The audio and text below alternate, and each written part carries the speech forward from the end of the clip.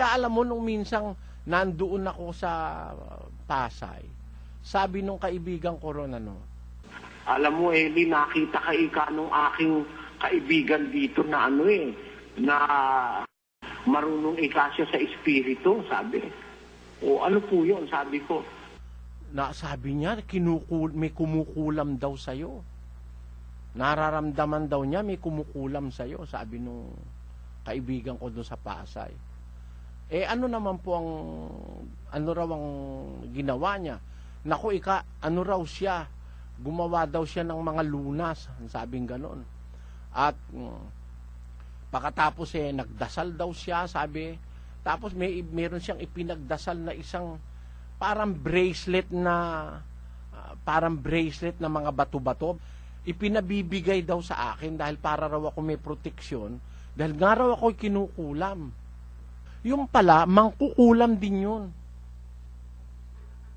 Marunong gumamot ng kulam. Siya yung gumagamot ng mga nakukulam. Para naman, wag naman lumabas na ako'y masama, kinuha ko yung parang bracelet. Sige po, saka ako nasusuot pagdating sa bahay. Alam mo, nung pag alis namin, mandar na yung sasakyan, doon sa may Rojas Boulevard, binalibag ko yung parang bracelet. Sa bagay, nahihiya naman akong ipakita sa kanya na ayoko kasing kunin. Kaya kinuha ko, pero binalibag ko, no? Alam mo kung bakit?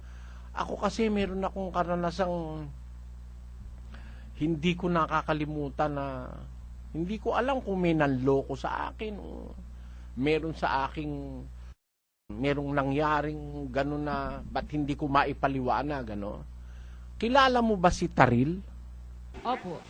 Sino yon? Si Taril na Si anak Taril ni na anak ni kapatid na Sabel. Opo. Yan. Si kapatid na Sabel, kilala nyo? Opo. Yung asawa niyan, espiritista yon. Meron niyang damit na ibinigay sa akin na kung ano-ano nakasulat.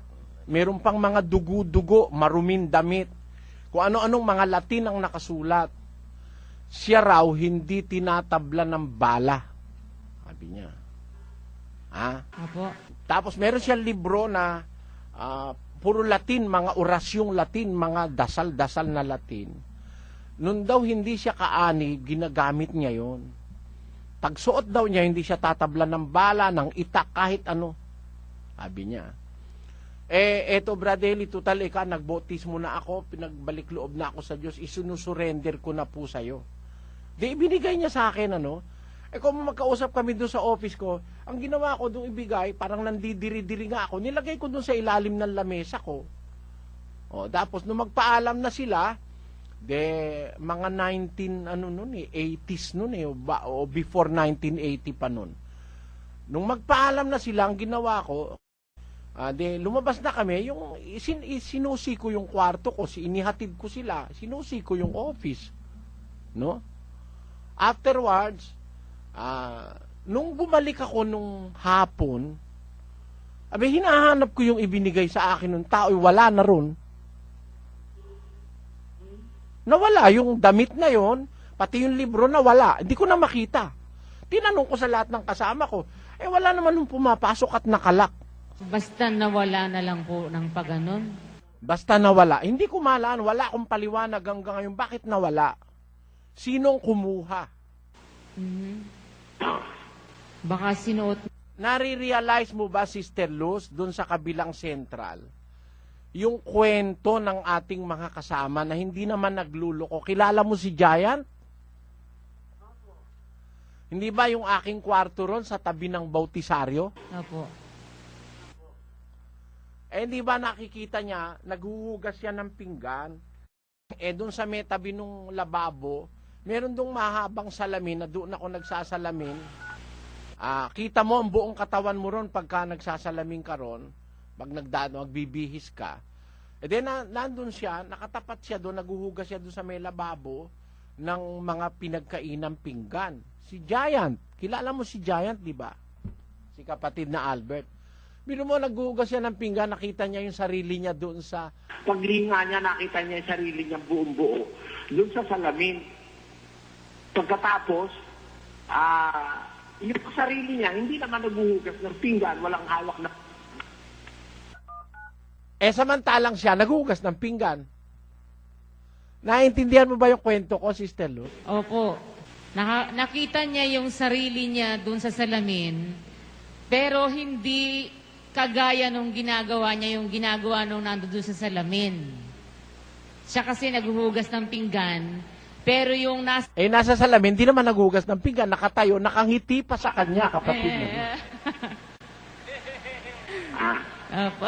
Doon sa aking kwarto naman, dito sa kung saan ba yung galing kaming isang lugar, kilala mo naman yung anak, yung apo kong si Mariel, yung anak ni Lisel, di ba? Opo.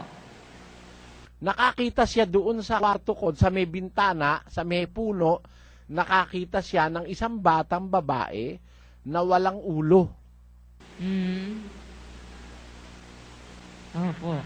At kung pakikinggan mo lahat ng kwento ng mga kasama ko sa buhay na nakapaligid sa akin, talagang kikilabutan ka, Sister Luz. Totoo po yun. Katakot-takot na mga instansyang ganun. Na alam ko, merong mga panunukso, merong ginagawang mga hindi mabuti ang masasamang espiritu. Kasi nakabantayan eh. Kaya ang sabi ng Biblia, yung anghel ay humahantong sa buong palibot ng nangatakot sa kanya at Sasanggalang sila. Ano ibig sabihin, bakit ipinagsasanggalang? Kasi may battle kapatid na Luz, may laban.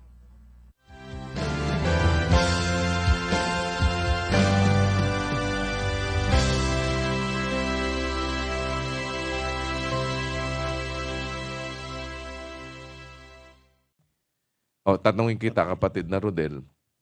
Opo. Yung nasagasaan ng na Pilipino, nasagasaan sa New Zealand. Patay. Anong tawag dun? Patay po. Namatay.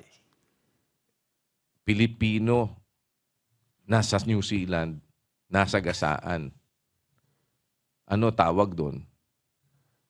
Pilipino po. Paano ba isagot yan? Absentata ako nung pag-usapan. Yung Pilipino, nabaril sa Japan, kapatid na Rodel, ano tawag Opo. dun? Pilipino pa rin po na nabaril. Tama na may sagot mo noong una. Patay pa rin yun, kapatid na Rodel. Opo, kuya.